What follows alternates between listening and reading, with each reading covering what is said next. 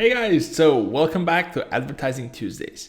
In today's video, I wanted to talk about better reporting, which will lead to better decision making in your ads. Because if you're a coach and you rely on Facebook to drive leads, and gather those leads, especially in an environment like that, you rely on great data. So your decision making will be impacted.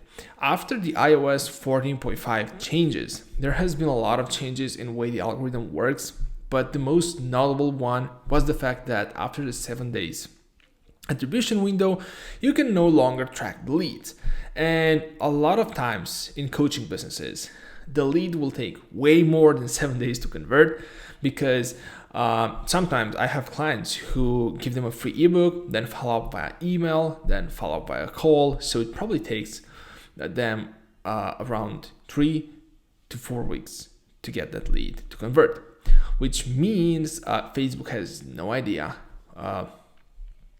if that lead is theirs or not. So it will not account for it, meaning Facebook algorithm will not take into account, thus will not optimize for better leads for you. But there are a couple of methods which you could use to improve that, though that's out of the scope for this video. Because in this video, I was going to talk about something that I'm gonna release. Just let me move me. Okay, I'm gonna release soon. It's a new training that I'm doing. This is part of it. So you are literally the first person. You're the first guys to see this live on Facebook right now. So, or Instagram or YouTube or whatever you're watching it from. In order to make better decisions when it comes to your marketing, you have to have 3 things in place. So the first one is Facebook. So we already know the Facebook pixel, the conversion API. So all that has to be in place for Facebook.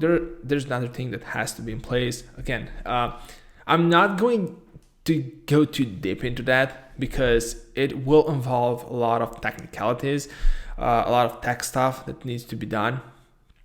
So I'm not going to get into that right now.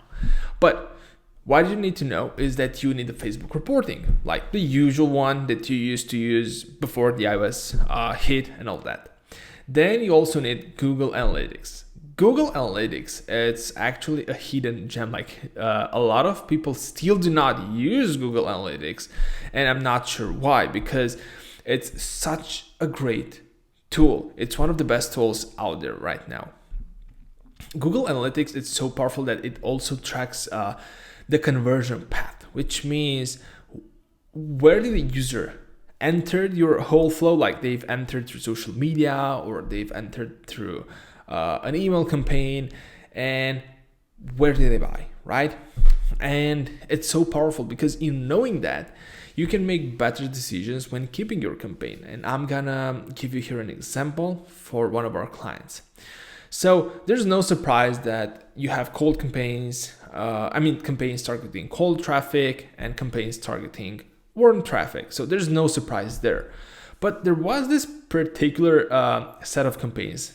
They were all cold campaigns. But for some reason, one of these campaigns was always driving the sales, whereas another campaign was having a negative ROAS, right? And what's the right decision to take when it comes to that? Well, it's pretty simple. You just close the bad campaign, you scale the good campaign, and voila, you have a winner, right? Now, that's what we would have done before iOS would hit and before we would go out there and find solutions. But what I did, I went to Google Analytics. There's this thing called conversion path. So you go in there and it showed me that campaign number 1 was actually driving a couple of sales, which I knew because I've seen in Facebook, but it had a lot of assists. What this means, it had a lot of assisted other campaigns in driving sales. And For that particular scenario, there were only these two campaigns, the one and the other one, which had a lot of sales. So I'm gonna make it super simple. Campaign number one assisted campaign number two in driving conversions. So even if on paper campaign number two performed better, if I were to close campaign number one, campaign number two would also just stop performing as well as it did, or probably even worse, just go into negative as well, like campaign number one. So what I did was actually I took both campaigns, I merged the ad spend, air quotes, I merged their ROAS, air quotes again, and I came up with a combined ROAS, a combined amount spent, and then I found out like the real ROAS. So I decided to keep both campaigns on because this is how it worked. So this is Google Analytics, and then there is your platform. For example, I use ClickFunnels. You may be using something like Shopify, WooCommerce, whatever it is, that's totally fine. It's up to you. The thing is, you want to look into data that's coming from that platform. So you want to go, in my case, into ClickFunnels and see how many purchases did I have. Track the UTM parameters inside ClickFunnels.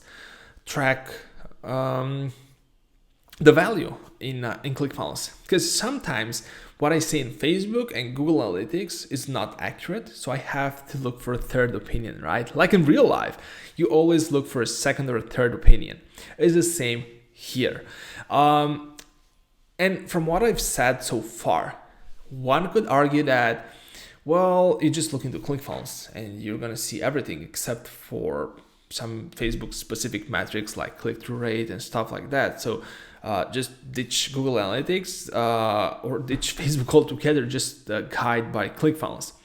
And while that might be true for some particular scenarios, I advise to view all of those three separate decision-making platforms, so to speak, again, air quotes, as separate views of the same thing, right?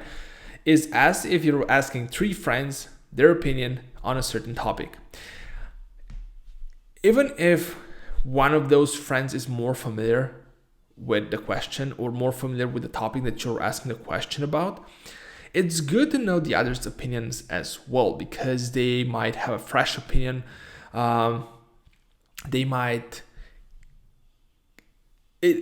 Sometimes somebody who's not involved into that has another opinion, and it's kind of the same here. Obviously, they're all evolved.